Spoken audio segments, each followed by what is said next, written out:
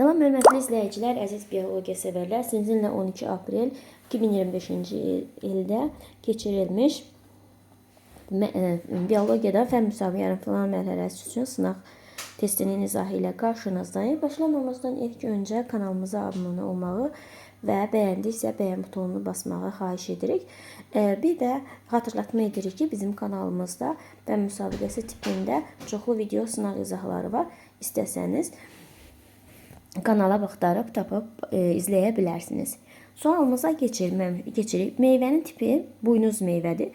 Meyvənin tipi buynuz meyvədirsə, bu baxırıq lobya bitkisinin meyvəsi paxla meyvədir. Noxud paxladır, lalə qutucuqdur, turp buynuzdur. Bizədən buynuz soruşmuşdu. Hansı bitkinin tükçüklər vasitəsilə? Məsələn, cökədə qanadçıqdır.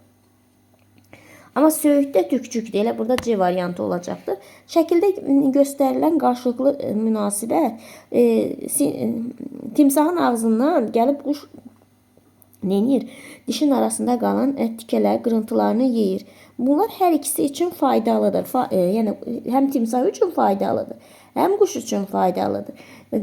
Faydalı münasibətdə nədir? Mutualizm. Çünki hər iki tərəf nədir? Mutludur. Cümləni tamamla.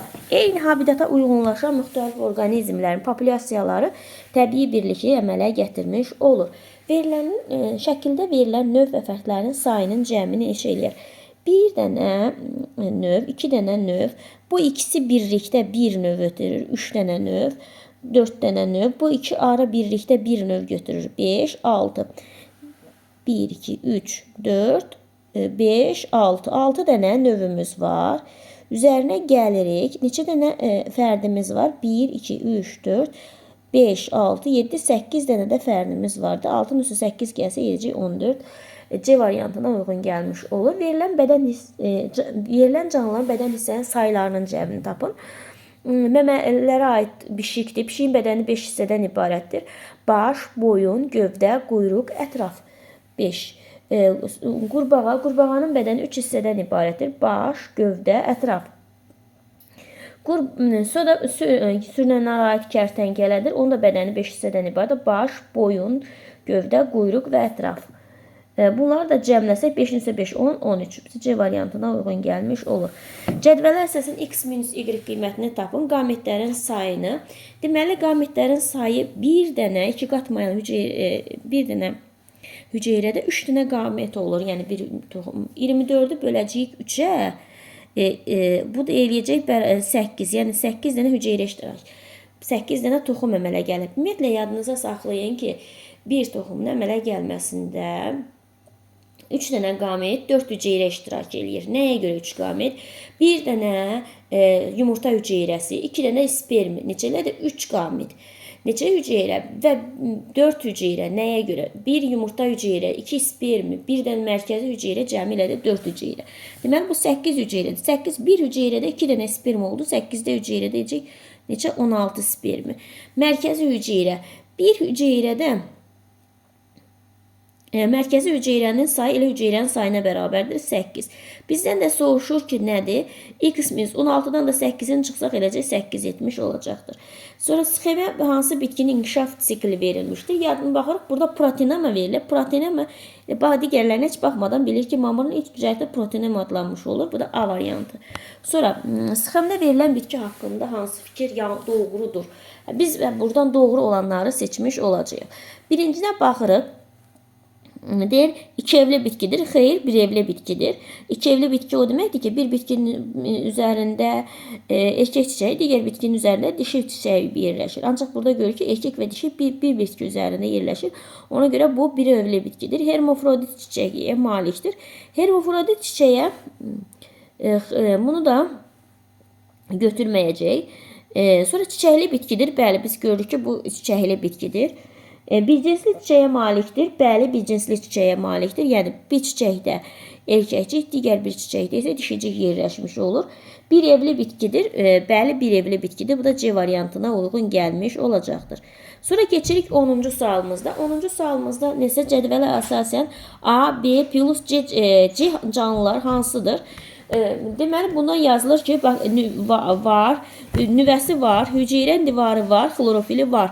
Bu olacaq bitki. Yəni burada bitki olan hər hansı biri götürülür. İkincisində nüvəsi var, hüceyrə divarı yoxdur, xlorofili yoxdur. Bu olacaq heyvan növü. B olacaq heyvan. A oldu bitki, B oldu heyvan. İndi C-ni tapaq. Nüvə yoxdur, amma hüceyrə divarı ilə xlorofil var. Bu da olacaq bakteriya. Deməli, bitki, heyvan, bakteriya. Bu da C variantına uyğun gəlmiş olacaq. Verilən ifadələrdən hansı doğrudur? Biz mamırlarda cinsi nəsil reduksiyaya uğrayıb. Xeyr, mamırlarda yetkin bitki cinsi nəsil hesab olunur. Qışı kimilərdə cinsi nəsil qeyri-cinsi nəsil üzərində üstünlük təşkil edir. Ümumiyyətlə, bu da yanlış fikirdir. Nəyə görə? Çünki qışıların yetkin nəsli qeyri-cinsi nəsildir. Biz bilirsiniz, üzərində spor əmələ gələn nəsil qeyri-cinsi, üzərində qametlər əmələ gələn nəsil isə cinsi nəsil hesab olunmuş olur. Ona görə də qıcılarda qeyri-cinsi nəsil üzərində üstünlük təşkil edir. Ona görə bu da düz səhvdir. Sonra üçüncü sualımızda nəsə sporlu bitkilər mayalanması üçün su vacibdir. Bəli, bu düzgündür. Sonra mamırlarda qeyri-cinsi nəsil üstünlük təşkil edir. Xeyr. Sonra çiçəkli bitkilər 2 qat mayalanmada 4 hüceyrə iştirak edir. Bəli, 4 hüceyrə çiçəkli bitkilərdə mayalanmasında 4 hüceyrə iştirak etmiş olacaq. Bu da 11-ci sualımıza D variantına uyğun gəlir. 12-ci sualda eyni variant habitatın biomüxtəliflik indeksi neçəyə bərabərdir? Ümumiyyətlə, yadınızı saxlayın. Biomüxtəliflik indeksi deyəndə həmin o növlərin sayını bölür ümumi fərd sayına. Növlərin gəlin sayını sayaq. Bir dənə növ, bu ikisi bir növ, 2, bu 3, bunların birini götürək 4, sonra bu 5, 6 dənə növümüz var. Yenə də hesablayaq. 1, 2, 3, 4, 5, 6 növümüz var. Üstə gəlinsin. Yox, böləcəyik, 6-nı böləcəyik ümumi fərd sayına. Ümumi fərd sayı 1, 2, 3, 4, 5, 6, 7, 8, 9, 10, 11, 12. 6-nı böləcəyik 12-də, o da 0,5 B variantına uyğun gələcək. 13-cü sualımıza deyir ki, uyğunluğu müəyyən edin. 40-dan yüksək sabit temperatursa bu quşlara aiddir. Yəni, 1-ə aiddir B. 2-də 30 ilə 40 arasında yerləşən insana aiddir. Sabit bədən temperaturu A-dır. Ətraf mühitdən asılı olan da C-dir. Deməli, 1-ə B, 1-ə B, 2-yə A, 3-ə C, bu da B variantına uyğun gəlmiş olur 13-cü sualımızda. 1-ə B, 2-yə A, 3-ə də C. B variant, deməli, 9-cu, yox, bu elə B variantına uyğun gəlmiş olur.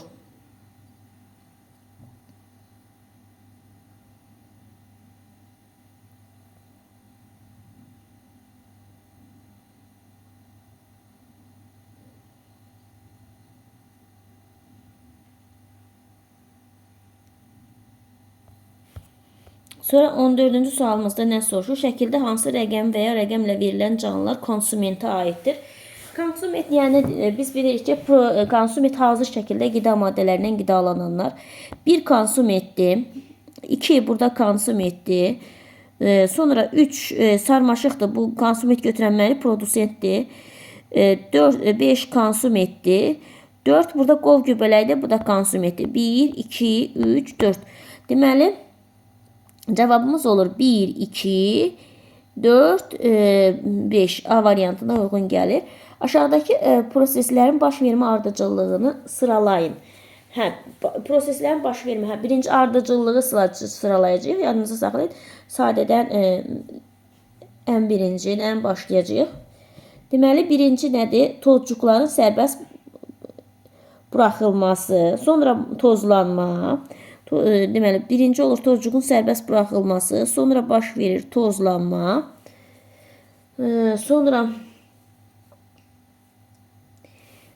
sonra gəlir tozcuq borusunun böyüməsi.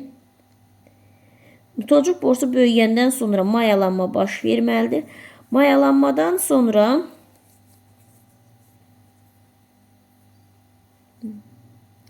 Mayalamadan sonra rüşeym inkişaf eləməlidir. Rüşeym inkişaf etməlidir. Sonra isə toxumun yayılması baş verməlidir. Bu da deyilənlər də uyğunlaşdırsaq 15-də B variantına uyğun gəlmiş olacaqdır. Deməli, şəkildə verilən hissələrin hansının üzərində mayalanma prosesi baş verir. Yadınıza saxlayın ki, mayalanma prosesi qıcının cücərtisinin üzərində, yəni protalda baş verir. Burada isə bu 16-cı sualımızda 3 rəqəmi ilə göstərilmişdir. Yəni C variantına uyğun gəlir. Sonra canlılar həm bədən temperaturunun ətraf mühitin temperatur asıqlıq qrafikinə əsasən doğru bəndi müəyyən edin. Yəni burada göstərir ki, bu X canlısı bədən temperaturu ətraf mühitdən asılı deyil. Yəni canlı bədən ətraf mühitdən asılı deyil, sabitdir. Bu hər hansı bir ya quş olacaq, ya məməli heyvan olacaq. İkincisi ətraf mühitdən asılıdır. Digər heyvanlar sinifinə aid olanlar olmuş olacaq. İndi gəlin birinci sabit olanda ya göyərçin ya da məməli bir heyvan gezəcək. Burada elə göyərçin var. Ona görə 17-ci sualımızda elə A variantını götürək göyərçin. Y-də isə Y-də ətraf mühitin temperaturuna asılı olaraq dəyişməsi bu qurbağaya aiddir. Bu da A variantına uyğun gəlmiş olacaqdır. Aşağıda dedim ki, sxemə əsasən X, Y və Z canlılar arasında mövcud qarşılıqlı münasibət verilmişdir. Deyir ki, X zərər verir Y-ə, Y-ə xeyir vermir, Y-də xeyir verir Z-ə. Yəni, burada da deyir ki, sxemə aşağıdakı fikirlərdən hansı doğru deyil. X canlısının sayın artması Z canlısına müsbət təsir edir. Və deməli, burada bu düzgün elə cavab olmayan, bu düzgün cavab deyil. Nəyə görə? Bu düzgün cavab deyil. X canlısının sayın artması. X canlısının sayın artması zərər verdiyi Y canlısının da sayın azalmasına səbəb olacaq. Və ona görə də bu da sayı azaldığına görə təzədən Z-nin yanına gedəcək də. O təsiri gec olacaq. Ona görə də və yaxud da getməyəcək. Ona görə də bunun təsiri gec başmış vermiş olacaqdır. Sonra parazit qurtları seçin, həşəratları seçin, üzr istəyirəm. Bitlə 1-ə, bu da D variantına 19-cu sualımızda uyğun gəlmiş olacaqdır. Sonra keçirik 20-ci sualda. 20-ci sualımızda deməli hüceyrə, toxuma, orqanlar sistemi, orqanizm. Deməli, qan damar sistemində birinci, ikinci, üçüncü yerlər. Birinci yerlər oldu toxuma, sonra olur orqan, sonra isə orqanizmə uyğun gəlmiş olacaqdır. 21-ci sualda verilən ifadələrdən hansı doğrudur? Quşların dərisi quru və buynuz maddəsindən ibarət tüklərlə örtülmüşdür. Xeyr, bunu deyə bilmərik. Deməli, məməlilər bədəni 4 hissədən ibarətdir. Məməlinin bədəni 5 hissədən ibarətdir. Amfiblər pulcuqlar dərisində seyrək ifraz edən çox saylı vəzlər var. Xeyr, bunu da deyə bilmərik. Sürünənlərin dərisi vəzsiz olub, buynuz maddəsindən ibarət pulcuqla örtülmüşdür. Belə bu düzgün cavabımız olacaq D variantı 21-ci sualımızda. 22-ci sualımızda 22-ci şəkilə əsasən verilən ifadələrdən hansı doğrudur? Biz şəkilə baxıb verilən doğru olanları seçəcəyik. Deməli, 2 qat çiçək yanlığına malikdir. Bəli, 2 qat çiçək yanlığına malikdir. Sonra K və M çiçək yanlığını təşkil edir. Xeyr, bunu deyə bilmərik. K ləçəkdir, M isə saplaqdır. Bu çiçək yanlığı təşkil edə bilməz. Hermafrodit çiçəkdir. Xeyr, bu deməli, bu bax, düzgün olanlar 1-2 qat çiçək yanlığına malikdir ki, olması. Çünki biz burada kəsə yarpağında ləçəyi də görürük. Düzgün olanlarımızın biri budur. Sonra biri hermafrodit çiçək olması. Çünki bir görürsünüz ki, həm dişiciyi var, həm də erkəkçiyi. Biri budur, hermafrodit çiçək olması. Sonra bir cinsli çiçəkdir. Xeyr, bir cinsli çiçək deyil, iki cinsli çiçəkdir. N çiçəyin reproduktiv orqanıdır.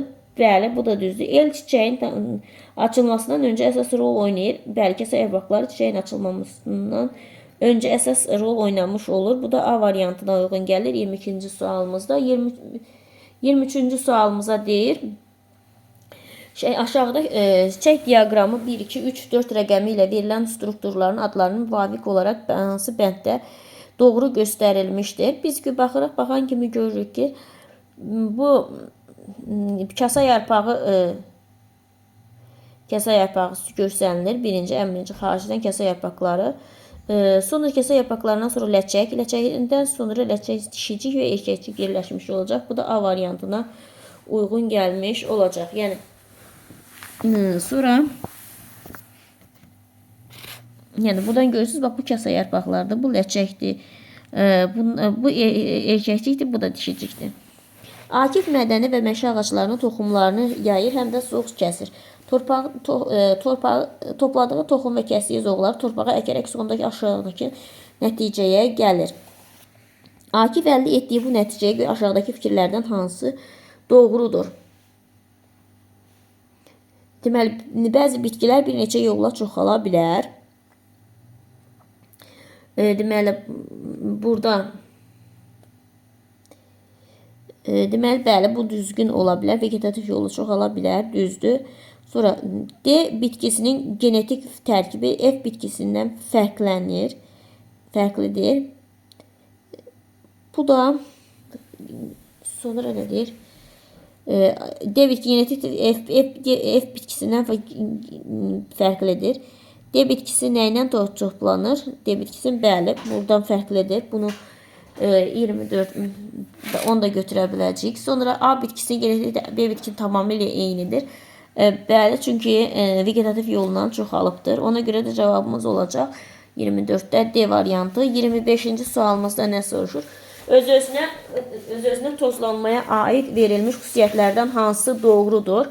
Deməli, buradan baxırıq. Çiçəklər iki cinsli olmalıdır. Bəli, bir iki cinsli olmalıdır. Bir xüsusiyyət doğrudur. Uzun illər baş verdikdə cırlaşmaya səbəb olması. Bir də eyni bitkinin başqa çiçəyin tozuğu ilə tozlana da bilər. Bu da öz-özünə tozlanmaya aid ola bilən xüsusiyyətdir. Onun cavabımız olacaq C variantı. Bu qədər diqqətinizə görə sağ olun.